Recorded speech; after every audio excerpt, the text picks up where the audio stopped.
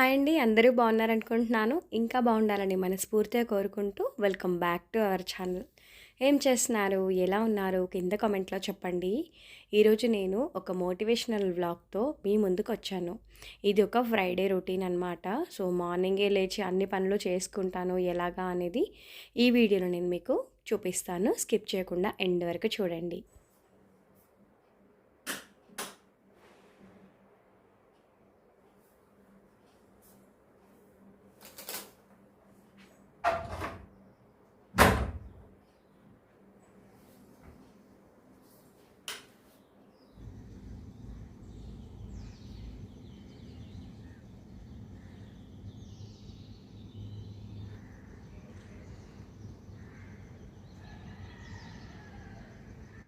Friday అంటే కాస్త ఎక్కువే పనులుంటాయి కదా! అందుకని చెప్పి ఇవాళ 5 గంటలకి నా రొటీన్‌ని స్టార్ట్ చేశాను.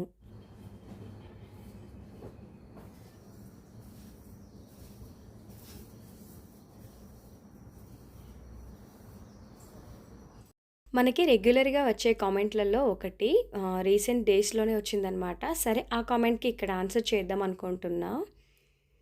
ఉదయాన్నే తొందరగానే నిద్ర లేచి పనులన్నీ చేసేసుకోవాలి అని అనుకుంటున్నాను. కానీ లేవలేకపోతున్నాను. ఏదైనా సలహా చెప్పండక్కా అని అడుగుతున్నారు. నేనెలా చేసుకుంటానో నేను చెప్తానండి. నైట్ అయితే ఆల్మోస్ట్ నేను 9:30 ఆర్ 10 కల్లా నిద్రపోతాను. అంటే నైట్ ఆల్మోస్ట్ కిచెన్ అది క్లీనింగ్ అంతా అయిపోతుందనమాట. దానివల్ల మళ్ళీ ఉదయం అనేవి ఎక్స్‌ట్రా వర్క్స్ అనేవి ఉండవు.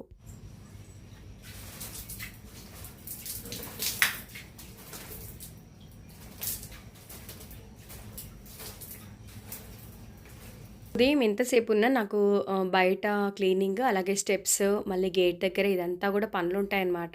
మెయిన్ థింగ్ నాకు ఈ క్లీనింగ్స్‌కి దాదాపు 45-1 అవర్ టైం పడుతుంది. అంటే పైన స్టెప్స్ నుంచి కింద వరకు ఫస్ట్ ఊడ్చుకుంటూ వెళ్ళిపోతాను. మళ్ళీ ఇలా ఫ్రైడేస్ ఇలాంటివి ఉంటే మాత్రం తప్పకుండా సెల్లార్ కడిగేసుకుంటాను. బయట కొంచెం పెద్ద ముగ్గే వేసేసుకొని, రంగులు పెట్టుకొని వచ్చేస్తాననమాట. నేను ముఖ్యంగా చెప్పదలుచుకున్నది ఏంటి అంటే, అందరి లైఫ్ స్టైల్ ఒకేలా ఉండదు. అందరి పనులు ఒకేలా ఉండవు. కొన్ని పనులు అలవాటు చేసుకోవాలి అంటే అంత ఈజీగా అవ్వవు. సో, మనం తొందరగా నిద్ర లేచి వర్క్స్ అన్నీ కంప్లీట్ చేసుకోవాలి అనుకుంటే, నైట్ తొందరగా బెడ్ టైమ్ తీసుకోవాలి. అలాగే మార్నింగ్ అనేది తొందరగా లేవడానికి కూడా ప్లాన్ చేయాలి. సో, ఒకేసారి డైలీ ఒకే టైంకి లేవడం అంటే కుదరదు కాబట్టి, మనం అలారం అనేది ప్లాన్ చేసుకోవాలి. లేదంటే లేవగానే పనులలో పడిపోకుండా కొంచెం హాట్ వాటర్ తీసుకోవడం, కొంచెం వాకింగ్ చేయడం, ఇలాంటివన్నీ అలవాటు చేసుకుంటూ ఉంటే ఒక 1 వీక్ ఒక పనిని మనము అదే పనిగా చేశామంటే అది మనకు ఒక అలవాటు కింద పడిపోతుంది. సో, దానివల్ల మన రొటీన్స్ అనేవి కూడా తొందరగా స్టార్ట్ అయిపోతాయి. ఇక్కడ నేను పిల్లల కోసం బ్రేక్‌ఫాస్ట్ చేస్తున్నాను. బ్యాటర్ అది ఏం లేదు. ఓన్లీ పిల్లల వరకు కొంచెం అటుకులనేవి ఇక్కడ నానబెట్టేసాను. కొద్దిసేపటి తర్వాత వాటిని చక్కగా కడిగేసి వాటర్ అంతా పిండేసి ఒక ప్లేట్‌లో పక్కన పెట్టేస్తాను. ఇది 5 మినిట్స్ కూడా పట్టదండి. 5 మినిట్స్ మ్యాగీ అంటారు కదా! అంతకంటే హెల్తీగా 5 మినిట్స్‌లోనే పిల్లలకి చక్కగా బ్రేక్‌ఫాస్ట్ చేసి పెట్టొచ్చు. ఇక్కడ నేను కడాయి పెట్టేసి అందులో ఆయిల్ వేసి జీలకర్ర, ఆవాలు వేసుకున్నాను. ఆ తర్వాత కొంచెం కరివేపాకు, ఉల్లిపాయ ముక్కలు, అలాగే పచ్చిమిర్చి అవి వేసుకున్నా. అవి కాస్త వేగిన తర్వాత కొంచెం పసుపు వేసుకొని అటుకులు నానబెట్టి వాటర్ పిండేసి పక్కన పెట్టాను కదా! అది యాడ్ చేసేసాను. ఆ తర్వాత కొంచెం పులుపు కోసం నిమ్మకాయ పిండుకొని సాల్ట్ చల్లుకున్నాను అంతే. చక్కగా కలిపేసి పెడితే హ్యాపీగా తినేస్తారు. చాలా టేస్టీగా కూడా ఉంటుంది. సో, సింపుల్ బ్రేక్‌ఫాస్ట్‌లో ఇదొకటి ఎంచుకుంటాననమాట ఎక్కువగా పిల్లలకి పెట్టడానికి. ఇంకా లంచ్ బాక్స్‌లోకైతే తొందరగా అవ్వడానికని చెప్పేసి వాళ్ళ కోసం ఒక చిన్న గ్లాసు వెజిటబుల్ బిర్యానీ అయితే చేసేసాను. రెసిపీ చాలా ఈజీగా ఉంటది అండ్ చాలా తొందరగా గూడా అయిపోతుంది. అండ్ ఇలాంటి బాక్సులు మనం పెట్టినప్పుడు పిల్లలకి ఏంటంటే జస్ట్ కొంచెం పక్కన పెరుగు కానీ, లేదంటే ఏదైనా రైతా గానీ చేసి పెట్టామంటే హ్యాపీగా తినేస్తారు. ఇంకొకటి ఇంకా పిల్లలకి ఎగ్జామ్స్ కూడా స్టార్ట్ అవ్వబోతున్నాయి. సో, మరీ హెవీ ఫుడ్ కాకుండా కాస్త లైట్‌గా పెడితేనే చాలా మంచిది. ఇంకొకటి నేను ఎప్పుడు కూడా హాట్ ప్యాక్సే యూజ్ చేస్తుంటాను. అంటే హాట్ బాక్స్‌లో ఏంటంటే వాళ్ళు మధ్యాహ్నం అలా ఓపెన్ చేసి తినేటప్పుడు వాళ్ళకొక ఫ్రెష్ ఫీలింగ్ ఉంటుంది. అండ్ అలాగే వేడిగా గూడా ఉంటుంది కాబట్టి వాళ్ళు ఇష్టంగా తినడానికి బావుంటుందనమాట.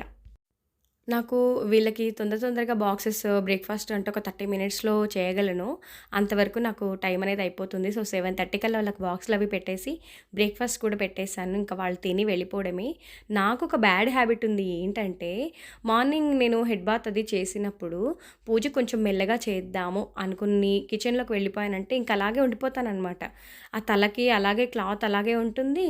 ఇంక నేను మళ్ళీ ఆ తర్వాత ఎప్పుడో నాకు తుమ్ములొచ్చినప్పుడు గుర్తొస్తుంది. అయ్యో! నేను టవల్ తీయడమే మర్చిపోయాను అని. అని. ఇలాంటి బ్యాడ్ హ్యాబిట్‌ని నేనెప్పుడు మార్చుకుంటానో నాకే ఐడియా రావట్లేదు. అంటే ముఖ్యంగా ఉదయాన్నే పిల్లల్ని పంపించాలనే ఉద్దేశ్యం ఉంటుంది. వాళ్ళని పంపించే ధ్యాసే ఉంటుంది తప్ప, నా మీద నాకు కొంచెం ధ్యాస తక్కువుంటుంది. వాళ్ళు వెళ్ళిన తర్వాత అప్పుడు నేను నా గురించి నేను పట్టించుకుంటాను. ఇంకా వీళ్ళు వెళ్ళిన తర్వాత కొంచెం పాయసం చేశాననమాట. ఇవాళ ఫ్రైడే గదా! నైవేద్యం కింద పెడదామని చెప్పేసి, ఇప్పుడు నేను కడపలో అవి పూజించుకుంటున్నా. ఇదొకటి నాకు ఇంతకుముందు నన్ను ఒక 2, 3 కామెంట్స్ వచ్చాయండి. ఏమంటే, "గడప లోపల నుండి పసుపు రాయాలి, లోపల కూర్చొని, బయట నుంచి కాదు" అని. ఒకరేమంటారంటే, "బయట కూర్చొని రాసుకోవాలి, లోపలుండి కాదు" అని.